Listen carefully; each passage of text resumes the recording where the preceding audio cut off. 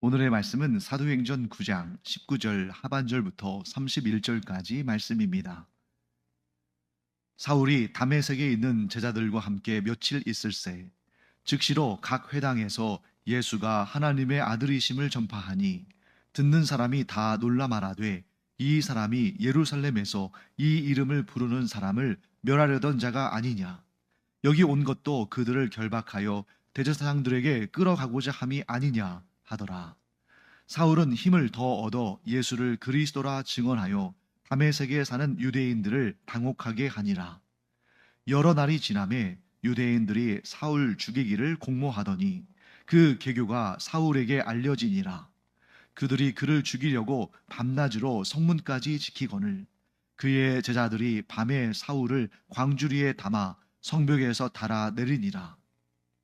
사울이 예루살렘에 가서 제자들을 사귀고자 하나 다 두려워하여 그가 제자됨을 믿지 아니하니 바나바가 데리고 사도들에게 가서 그가 길에서 어떻게 주를 보았는지와 주께서 그에게 말씀하신 일과 다메섹에서 그가 어떻게 예수의 이름으로 담대히 말하였는지를 전하니라. 사울이 제자들과 함께 있어 예루살렘에 출입하며 또 주 예수의 이름으로 담대히 말하고 헬라파 유대인들과 함께 말하며 변론하니 그 사람들이 죽이려고 힘쓰거늘 형제들이 알고 가이사랴로 데리고 내려가서 다소로 보내니라. 그리하여 온 유대와 갈릴리와 사마리아 교회가 평안하여 든든히 서가고 주를 경외함과 성령의 위로로 진행하여 수가 더 많아지니라. 자, 우리 어제에 이어서 오늘 이 다메섹에 있었던 놀라운 일에 대해서 우리가 보게 됩니다. 자, 어제 본 본문에서는 사울이 다메섹에 있는 그리스도인들을 결박하여 끌고 가려고 대제사장에게 공문을 받아가지고 다메섹으로 가던 길에 부활하신 예수님을 만났죠. 그래서 그가 예수님의 음성도 듣고 또 예수님의 그 환한 빛을 보고 눈이 멀게 됩니다. 그러나 그가 누구를 통해서 나음을 얻죠? 주님께서 아나니아를 통해서 이 사울의 눈을 보게 하시죠. 자, 그리고 나서 이제 어떤 일이 발생하냐면 19절 후반부를 보시면 사울이 다메섹에 있는 제자들과 함께 며칠 있을세 했을 때 여기서 말하는 제자들은 누구겠습니까? 예수님을 믿는 그리스도인들이죠. 예수 그리스도의 제자들이라고 하는 이 그리스도인들과 함께 머물렀습니다. 그리고 20절 말씀 보시면 즉시로 각 회당에서 이 각 회당은 오늘날 우리가 생각하는 이런 교회, 즉 기독교의 이 신앙의 어떤 공동체 이런 개념이 아니라 이때는 이 회당이 좀 특이한 형태를 가지고 있었습니다. 이 안에는 유대교인들도 있고 기독교인들도 있는 거예요. 그런데 어느 쪽이 조금 더 힘이 강하겠습니까? 유대교인들이 더 힘이 강했죠. 하지만 그들 가운데에 그리스도인들이 또 핍박을 당하기도 하고 미움을 당하기도 하지만 조금씩 복음을 전파하면서 그들 가운데에 그리스도를 믿는 자들이 생겨나가는 그런 초기적인 그런 상태에 있었습니다. 그때 사울이 다메섹에 있는 각 유대인의 유대교 회당에 가서 예수가 하나님의 아들이심을 전파했다라고 되어 있습니다. 자, 그러면 이제 두 가지 반응이 나오겠죠. 둘 다 놀라는 것입니다. 자, 이 유대인 회당에 있는 그야말로 유대교인들, 예수 그리스도를 인정하지 않고 심지어 예수 그리스도를 믿는 사람들을 싫어하고 미워하는 사람들은 사울이 누구보다 앞장서서 그 그리스도인들을 결박해서 예루살렘으로 끌고 가려는 그런 유대교에 충성된 사람인 줄로 알았는데 그가 느닷없이 180도 변해서 예수 그리스도의 복음을 전하는 것을 보고 당황하고 황당하고 깜짝 놀랐겠죠. 반면에 그 회당에 있는 예수를 믿는 그리스도인들은 어땠을까요? 의심했을 것입니다. 왜 의심했을까요? 사람이 어떻게 이렇게 갑자기 바뀔 수 있나? 아마 이렇게 생각했을 거예요. 이 다메섹에 있는 그리스도인들도 또 예루살렘에 있는 제자들과 사도들도 이 사울이라는 사람이 굉장히 머리가 좋은 사람이고 또 유대교에 헌신한 사람으로서 그리스도인들을 핍박하는데 이 위장 전술이지 않을까. 사실 여러분, 스파이가 어느 한 지역에 들어가서 그 사역을 하려면 어떻게 해야 돼요? 그 사람들과 전혀 차이 없이 그 사람들과 똑같이 그렇게 들키지 않는 것이 가장 중요한 그 우선순위 아니겠습니까? 그러니까 사울이 처음에는 기독교인들을 아주 강하게 핍박하는 모습을 봤더니 이제는 기독교인들을 뿌리까지 뽑으려고 자기 자신도 기독교인인 것처럼 위장하고 저렇게 하는 거 아닌가 하는 일종의 이 스파이지 않는가 하는 그런 생각을 가지고 경계를 했을 것입니다. 자, 그런데 22절 말씀 볼까요? 사울은 힘을 더 얻어 예수를 그리스도라 증언하여 다메섹에 사는 유대인들을 당혹하게 하니라. 자, 그러니까 처음에는 둘 다 의심했겠죠. 다메섹에 있는 유대교인들과 기독교인들 둘 다 이 사울의 놀라운 변화에 대해서 의구심을 품었는데 점점 어떻게 됐다는 거예요? 다메섹에 있는 기독교인들은 사울을 받아들이기 시작했습니다. 반면에 이 다메섹에 있는 유대인들, 정확히 말한다면 유대교인들은 당혹하기 시작한 거예요. 이 사람이 원래 우리 편인데 어떻게 이렇게 변절했을까? 자, 그러더니 23절 말씀 볼까요? 여러 날이 지남에 유대인들이 사울을 죽이기로 공모하더니, 자, 이제는 완전히 어떻게 된 겁니까? 이 유대교인들은 사울이 이제 유대교를 배반하고 결국에는 그가 그리스도인이 됐구나 하는 것을 이제 깨닫고 그를 죽이려고 합니다. 그래서 이 다메섹에 있는 사람들은 사울이 완전히 기독교인으로 변했다는 것을 이제 인정한 거예요. 자, 여러분, 여기서 우리가 아주 중요한 사실을 보게 됩니다. 자, 사울이야말로 세상 모든 사람들이 다 변절해도 변절하지 않을 것 같은 그러한 유대교인이었잖아요. 자기 자신이 스스로 이렇게 고백합니다. 내가 예수님을 만나기 전에는 유대교의 율법에 아주 헌신된 사람이었다. 누구보다 이 유대교의 율법을 열정적으로 지키는 사람이었다. 그렇게 스스로 고백하지 않습니까? 그러니까 이 유대교인들 가운데 줄을 쭉 세워놨을 때 가장 유대교로부터 변질되지 않을, 가장 유대교를 떠나지 않을 것 같이 보인 사람이 바로 사울인데, 천하가 바뀌어도 바뀔 것 같지 않은 사람인데 이 사람이 이렇게 순식간에 변화된 것, 오직 하나님의 능력 외에는 이렇게 놀라운 변화가 어떻게 생겼는지 설명할 길이 없습니다. 자, 그렇기 때문에 우리가 사울 같은 사람들을 보면서 어떤 마음을 갖게 되냐면 우리가 속단할 수 없구나.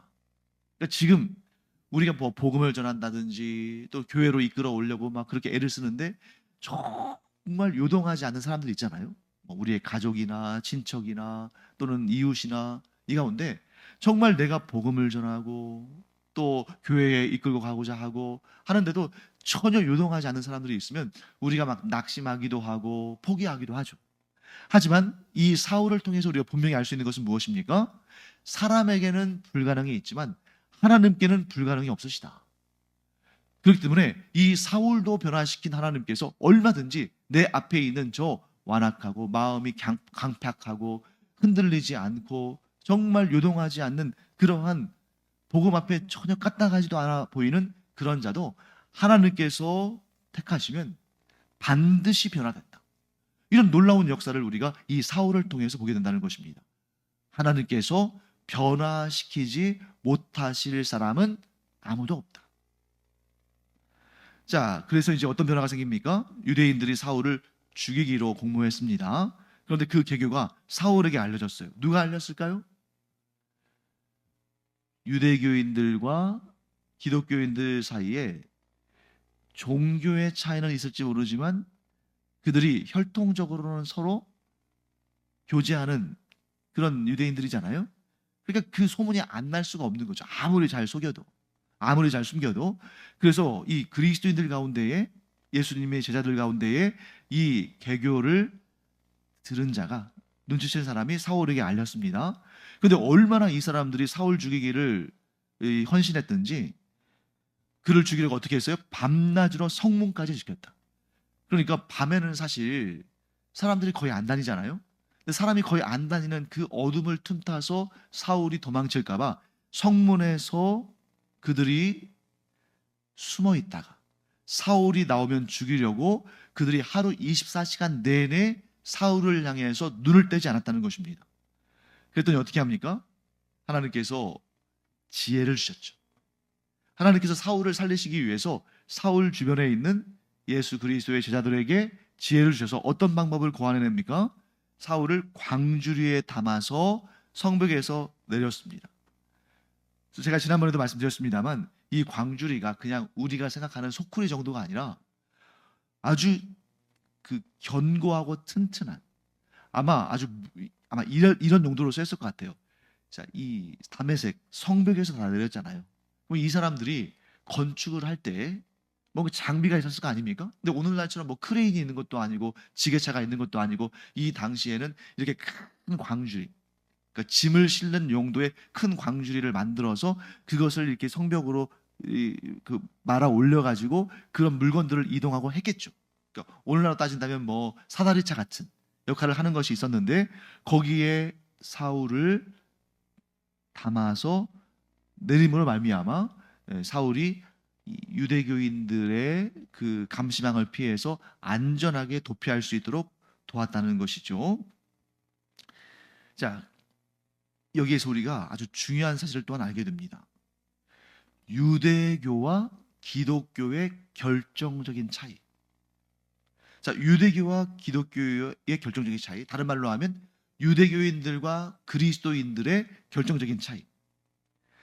자, 여러분 어제 우리 공부했던 내용 중에 아나니아 기억나시죠? 아나니아가 주님께서 아나니아에게 사울에게 안수해서 그가 앞을 보게 하라라고 말씀하셨을 때 아나니아가 주님께 이렇게 좀 여쭙잖아요. 따지죠. 우리가 이 사울이라는 사람이 어떤 일을 벌이고 있는지를 잘 알고 있습니다. 근데 그가 눈이 멀었다면 그가 하려는 그 악행을 하지 못할 텐데, 즉 그리스도인들을 붙잡아서 예루살렘으로 끌고 가서 박해하는 그 일을 하지 못할 텐데 그가 다시 보게 되면 우리를 얼마나 핍박하겠습니까? 그럼에도 불구하고 예수님의 뜻에 순종하죠. 그 사람이 잠재적인 우리의 위험 요소가 될 수 있지만, 그래서 왜 예수님께서 우리에게 이런 명령을 내리시는지 우리가 이해할 수 없지만 그러나 주님의 명령이므로 따르겠습니다 하고 순종합니다. 반면에 유대교인들은 어때요? 예수 그리스도를 십자가에 달아 죽였을 뿐만 아니라 스데반 집사도 돌로 쳐서 죽였죠.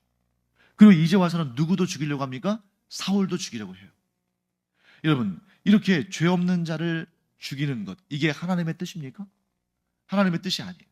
그런데도 그들은 자신들의 입지, 자신들의 권력, 자신들의 이 가지고 있는 그러한 이 자신들만의 전통, 이런 것들을 지켜내기 위해서 반대편에 있는 사람들을 죽이기를 서슴지 않는, 심지어 하나님의 아들마저도 죽이는. 그래서 스데반 집사가 왜 돌에 맞아 죽게 됩니까? 그가 이런 말을 했잖아요. 너희의 완악함을 회개하라. 너희는, 이 유대교인들은 예전 모세 때부터 지금까지 선지자들을 핍박하고 죽이기를 끊임없이 해왔는데, 그래서 너희가 예수 그리스도마저 죽였는데 이제는 그 악한 일을 중단하고 예수님을 믿고 구원을 받아야 된다. 너희들이 회개하고 돌이켜 예수님을 믿고 하나님 앞에 서면 하나님께서 너희의 모든 죄를 용서하시고 너희를 구원하실 것이다. 이런 말을 하니까 이 유대교인들이 막 화가 나가지고 분노하면서 스데반 집사를 죽였죠. 배신자로 여겨지는 자들에 대한 태도, 둘을 가릅니다. 자, 유대교인들은 사울을 뭘로 여겨요? 배신자로 여기죠.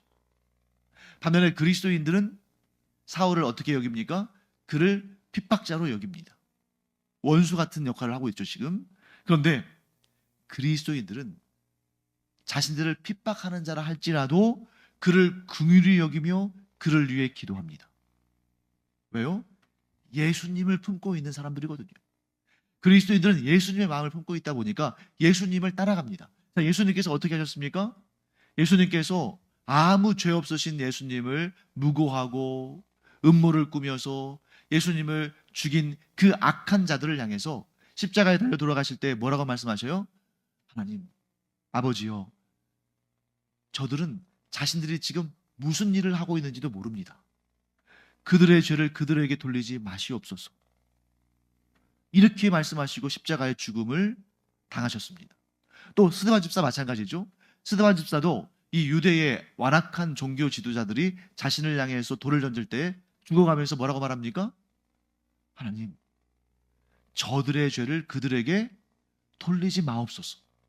이게 바로 예수님의 마음을 품은 그리스도인들의 모습입니다. 반면에 유대교인들은 배신자를 반드시 처단해요. 묘하게도 유대교와 이슬람교가 공통점이 있습니다. 유대교인들도 그렇고 이슬람교인들도 그렇고 배신자를 어떻게 해요? 처단해요. 그래서 지금 사울이 유대교를 배신했다고 생각하기 때문에 그를 죽이려고 지금 혈안이 되어 있습니다. 이슬람교도들도 마찬가지죠. 이슬람교도들은 어떻게 합니까? 기독교로 개종한 사람이 발생하면 그를 처단하는데 그것도 아무나 처단하는 것이 아니라 그들 보기에는 배신자, 개종한 사람을 그 가까운 가족 친척들이 죽이게 돼 있어요. 자, 이 극단적인 차이 어디에서 비롯되는가? 예수 그리스도의 마음이 있느냐 없느냐. 우리 어제도 살펴봤죠. 예수 그리스도를 품지 않고 예수 그리스도의 눈으로 성경을 보지 않으니까 똑같은 성경을 읽어도 악을 행하는데, 예수 그리스도의 마음을 품고 예수 그리스도의 눈으로 성경을 읽으면 하나님의 구원의 은혜가 보이기 시작한다는 것입니다. 그러니 이 유대교인들은 성경을 근거로 사람을 죽여요. 그것도 무고한 자를, 선지자들을, 메시아를, 그리스도인들을. 왜? 예수 그리스도의 시선이 아니라 자신들의 그 죄악된 시선으로 성경을 보니까. 그래서 우리가 예수님의 마음을 품고 예수님의 시선으로 성경을 보고 세상을 봐야 진정한 그리스도인이 된다는 것입니다. 만일 우리가 우리에게 악을 행하는 자, 우리에게 죄를 짓는 자, 물론 우리가 억울하고 우리는 거기에 대해서 피해자죠. 그러나 그렇게 우리에게 악을 행하는 자에게 미움을 품고 증오심을 갖고 그를 해치려는 마음을 갖는다면 그리스도인이 아닌 거예요. 아직 온전한 그리스도인으로 서지 못한 것입니다. 진정한 그리스도인은 예수님의 마음을 품고 예수님의 시선으로 봄으로 말미암아 자기에게 악을 행한 자에 대해서도 그의 죄가 그에게 돌아가지 않기를 하나님께 구하는 그런 긍휼의 마음을 품는 것, 이게 바로 진정한 그리스도인의 모습이다 하는 것을 우리가 또 알게 됩니다. 자, 그 다음에 이제 사울이 어디로 가냐면 26절 말씀 보시면 예루살렘으로 가서 제자들과 사도들과 교제를 하고 싶어 합니다. 아마 사울은 막 기대감에 찼을 거예요. 내가 드디어 이 복음의 출발점인 예루살렘에 가서 이 예루살렘 교회의 사도들과 성도들을 만나서 교제할 수 있겠구나. 아마 기대감에 찼을 겁니다. 그런데 그의 기대와는 달리 예루살렘에 있는 사도들과 제자들은 당연하게도 사울을 의심할 수밖에 없었죠. 왜 그렇습니까? 그가 한 일이 있으니까. 자, 그래서 사울은 예루살렘 교회의 그 공동체 안에 들어가고 싶고 그 지도자들인 사도들과 또 성도들인 제자들과 교제하고 싶은데 아무도 그를 선뜻 받아주지 않는 거예요. 왜? 당연하잖아요. 누구보다 앞장서서 그리스도인들을 핍박했던 사람인데 누가 그렇게 쉽게 그에게 마음을 열겠습니까? 자, 그때 누가 나섭니까? 바나바가 나서죠. 성경을 보면 바나바에 대한 여러 내용들이 등장하고 표현들이 등장하는데 아주 간단한 표현으로 바나바가 어떤 사람인지를 잘 드러내는 내용이 있습니다. 바나바는 온유하고 친절한 사람이었어요. 그래서 사울과 아마 제일 먼저 대화한 예루살렘 교회의 지도자급 인물이었을 겁니다. 그러니까 보통 사람들은 어떻게 대화해요? 일단 자기 자신의 선입견을 가지고 보잖아요. 그러니까 이 사람을 어디서 소문을 들었는데 좀 좋지 않다 그러면 그 사람과 대화하려고 하지 않거나 혹은 대화해도 일단 자기 마음속에 딱 정해놓고 얘기를 하죠. 이 사람은 나쁜 사람. 이 사람은 조심해야 할 사람. 그런데 바나바는 어떤 사람이었냐면 일단 그러한 선입견 없이 그 사람을 있는 그대로 보고 듣고 경험하려고 했던 것 같아요. 그랬더니 사울과 대화를 해보다 보니까 이 사람이 위장된 스파이 같은 그런 사람이 아니라 진실로 예수님을 만났구나. 진실로 그리스도의 복음을 전하는구나. 진실로 변화되었구나 하는 것을 깨닫고 그가 다리가 되어서 사도들과 사울을 연결해 줍니다. 사랑하는 성도 여러분, 우리가 이 바나바와 같은 사람 되기 바랍니다. 바나바와 같은 사람이 있어야 그 공동체에 화평이 임해요. 그런데 이 화평의 사람들이 존재하지 않으면 극단적으로 자기 주장만 하는 사람들끼리 싸우고 다툽니다. 그런데 그런 사람들은 어떤 공동체든지 있어요. 자기 생각에만 골몰하고 자기의 판단에만 그 위에만 서 있으면서 자기와 다르거나 자기와 반대하는 의견이 있는 사람들과는 사사건건 싸우고 다투고 충돌을 일으켜요. 그런 사람들이 없는 공동체는 없습니다. 그런 사람들이 없기를 바란다면 그 공동체는 완전히 숫자가 싹 줄어들어 버릴 거예요. 그런 분들, 극단적인 생각으로 마찰과 충돌이 있는 사람들은 어디에나 있으나 그런데 그 공동체를 평화롭게 만드는 사람들이 있기 까닭에 그 공동체가 존속하고 유지되는 거죠. 그럼 우리가 어떤 사람이 되어야 할 것인가?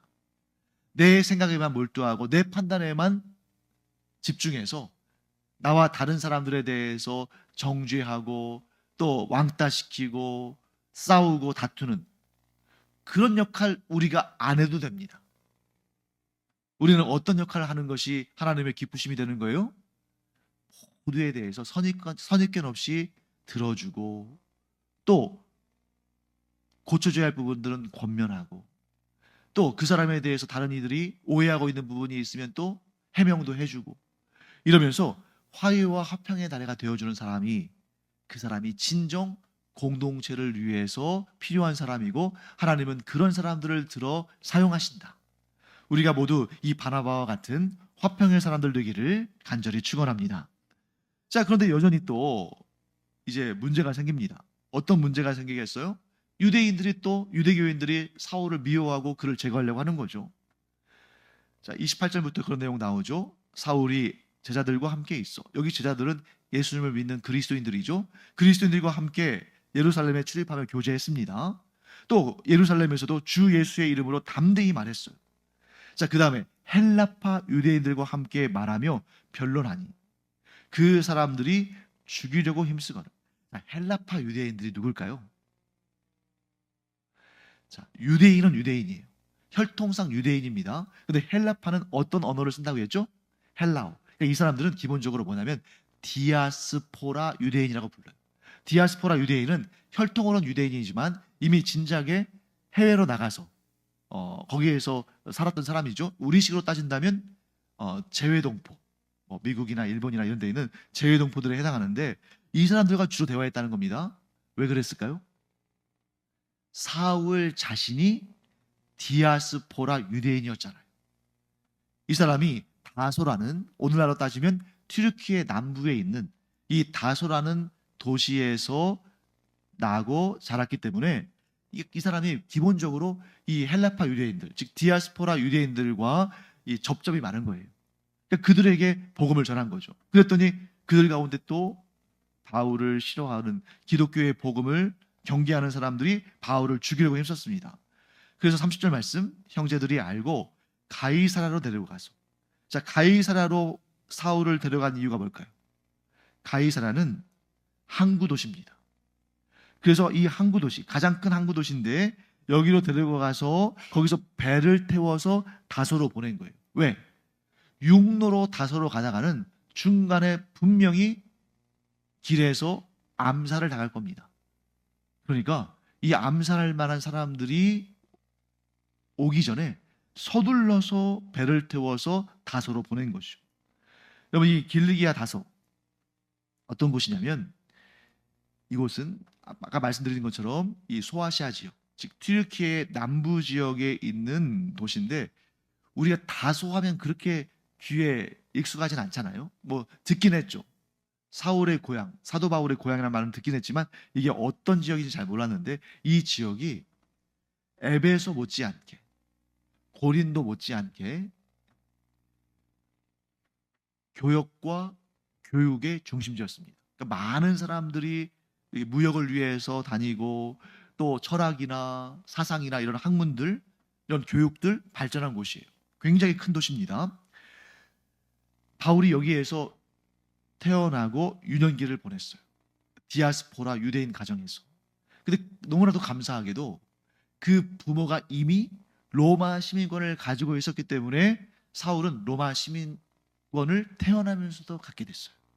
그것이 나중에 로마로 가서 이 로마의 황제 가문과 이 로마에 있는 고위급 사람들에게도 복음을 전할 수 있었던 그런 계기가, 그런 그 좋은 조건이 되는 거죠. 그러고 나서 이제 그가 아마도 제 생각에는 10대 중후반쯤 됐을 때 예루살렘으로 유학을 온 것 같습니다. 누구에게 배우려고요? 가말리엘에게 율법을 배우려고. 그러다가 이제 그 문화생으로, 가말리엘 문화생으로 있을 때에 누구의 죽음을 목격합니까?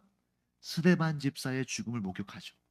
그런데 그 죽음을 목격하면서 그가 오히려 기독교인들을 박해하려는 그 열정을 갖게 된 거죠. 그러던 그가 이제 예수님 만나고 변화됐습니다. 그리고 그가 위험에 처했을 때, 그가 암살 위험을 받았을 때 어디로 갔어요? 다소로 가게 되는 거예요. 왜 다소로 갔을까요? 그의 고향이기도 하지만 다소는 교역과 교육의 중심지이기 때문에 이런 새로운 문물이랄지 사상에 대해서 잘 수용하는 곳이에요. 반면에 예루살렘은 어떻습니까? 유대교의 본산지잖아요. 이 예루살렘에 있으면 이 원리주의 유대교인들이 많기 때문에 언제 죽을지 몰라요. 근데 여기에서 이제 여러분들이 역사적인 내용을 좀 아신다면 다소에서 대략 한 10년을 머물러요. 자, 우리가 이 사도행전을 쭉 보게 되면 이 시간 개념이 좀 어렵습니다. 왜냐하면 이 역사의 흐름을 따라서 쭉 기록하긴 했습니다만 그 중간중간에 몇 년 있었다, 몇 년 있었다 이런 내용이 없으니까 이게 얼마가 있었는지 몰라요. 왜? 그냥 바로 그 다음 장에 막 다음 내용이 나오니까. 근데 대략적으로 다메섹에서는 한 3년 정도 있었어요. 근데 그 3년이 계속 다메섹에만 있는 것이 아니라 아라비아에 좀 갔다가 돌아와서 다메섹에 있는, 즉 아라비아에서 또 그가 묵상하며 주님을 더 깊이 만나는 그런 시간을 갖는 그 시간까지 포함해서 다메섹, 아라비아, 다메섹 이 기간이 한 3년쯤 되고 한 2주 정도 예루살렘에 머물다가 다소로 가서 거기에서 한 10년 정도 머뭅니다. 근데 그 10년 동안에 어떤 일이 일어났는지 아무도 몰라요. 왜? 기록되어 있지 않으니까. 하지만 그 10년 동안의 세월 가운데서도 사울은 여전히 복음에 헌신된 사람이었을 것이고 예루살렘 교회의 지도자들과 계속 소통이 이루어졌던 것 같아요. 왜냐하면 그 10년의 세월 후에 예루살렘 교회의 지도자 중에 한 명이었던 이 바나바가 다소에 와서 사울을 데리고 어디로요? 안디옥으로 가서 거기에서 본격적인 사역을 시작하거든요. 자, 그런 걸 보면 10년이라는 세월이 지났지만 바나바가 다소에 가서 사울과 함께 동역하자고 제안하는 것을 보면 그가 계속해서 복음의 사람으로 복음을 증거하는 그 사역에 헌신적인 역할을 했다는 것을 보게 되는 것이죠. 자, 이제 오늘 본문의 마지막 절 31절, 우리 31절 한번 같이 읽어보겠습니다.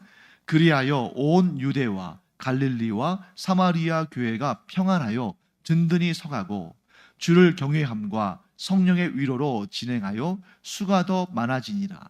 자, 여러분, 아주 명확하게 설명하고 있는 이 구절 속에는 아주 모순된 아이러니한 상황이 펼쳐지고 있습니다.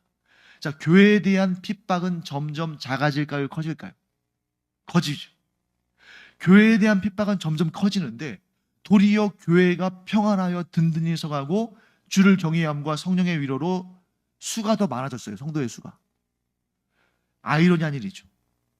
교회에 대한 핍박이 강해지는데 교회가 위축되는 것이 아니라 점점 더 평안하고 점점 더 수가 많아져요. 자, 어떻게 이러한 모순된 상황이 펼쳐질 수 있는가? 답은 이것입니다. 하나님의 은혜가 핍박보다 더 크다. 하나님의 은혜가 문제보다 더 크다.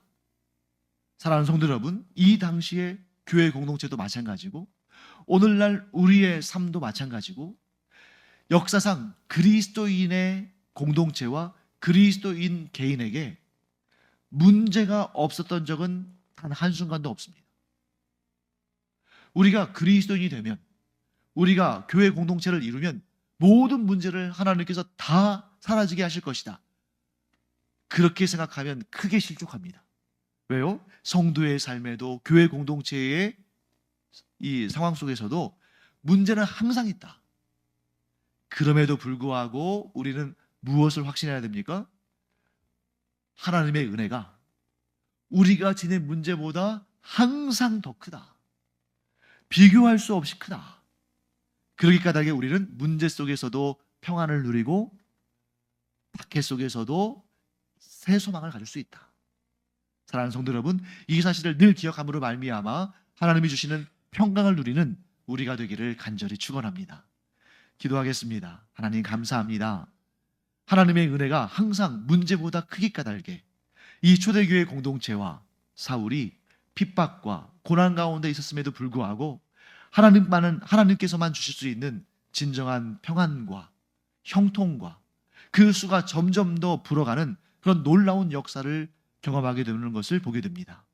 하나님, 저희가 문제 없이 살 수 없으나 그러나 그 문제보다 항상 더 크고 위대한 하나님의 은혜와 복을 누리며 살아가므로 어떠한 상황 속에서도 마음의 평화를 누리며 어떠한 상황 속에서도 실망하거나 실족하거나 낙심하지 않는 주님의 일꾼들, 그래서 주님을 향해 소망을 품음으로 그 소망의 열매를 먹는 저희들 되게 하여 주시옵소서.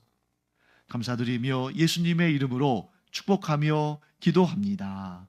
아멘.